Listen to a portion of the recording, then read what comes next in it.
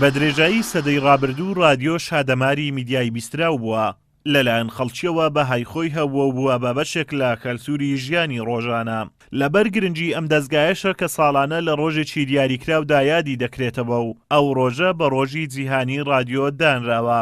لە سەرەتادا رادیۆ تەنها بۆ کات بەسەربردن بەکارهێنراوە، دواتر لەلایەن حکوومەتەکانەوە بۆ پەخشی بەرنامە و هەواڵ بەکارهێنراوە. لە ئێستاشدا کە جیهان بەرەو پێشچوونی بەرچاوی بەخۆوە بینیوە و تەکنەلۆژیای گەیاندن قەڵەمبازی گەورەی هاوێشتووە، لای بەشێک لە خەڵک کە تەمەنێک یادگاریان لەگەڵی هەیە رادیۆ هەرخۆشەویستە و هۆگرین. لە شێستەکانەوە ئەم بەبیرم دێ کە ئەوەندی ئەمن بەبیرم بێت لە گوندێکی وەشی گوندی ما کە ئەمراوەیە یان دەوروبەرن بەسێنن بڵین داروسەلامە یان ڕەزانە یان ڕێژدورە لە ئەو مانتیقەیە بگەڕابای هەمووی لە گوندەشی دوو ڕادوێ هەبوون ئەو پەڕی یان یەک ڕادوێ هەبوو.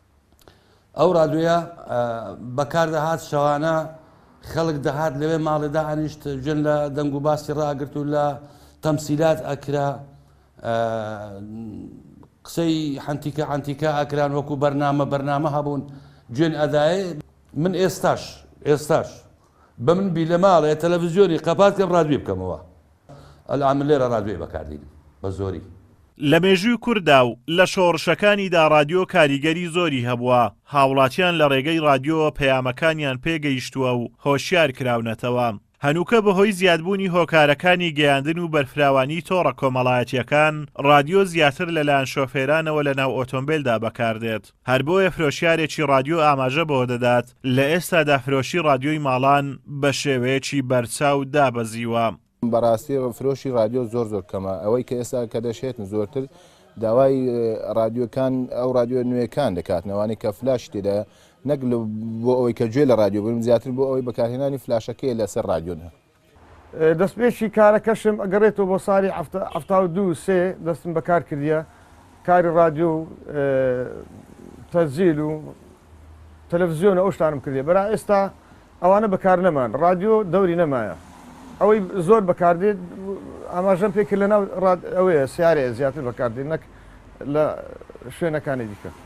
ڕۆژی سێزدەی شوباتی هەموو ساڵێک بە ڕۆژی جیهانی رادیۆ دانراوە و ماوەی 5 ساڵە ئەم یادە دەکرێتەوە.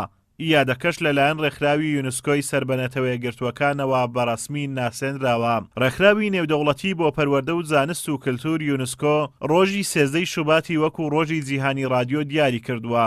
ئەو هەڵبژاردن و دەستنیشانکردنەش بۆ ڕۆژی سێزدەی شوباتی ساڵی 1946 دەگەڕێتەوە، کاتیایدا نەتەوەیە گرتوەکان یەکەم پەخشی رادیۆی خۆی دەست پێ کرد. کاریگەری و گرنگی رادیۆ وای کرد کەوا یونسکۆ ڕۆژێک بۆ جیهانی رادیۆ دیاری بکات بۆ ئەوەی زیاتر هاوڵاتیان وشیار بکرێنەوە و هەماهەنگی لە نێوان ڕاگەیەندکاران دروست ببێت. ئازاد ئۆمەراوی کەناڵی ئاسمانی پەیام، قەزای سۆران.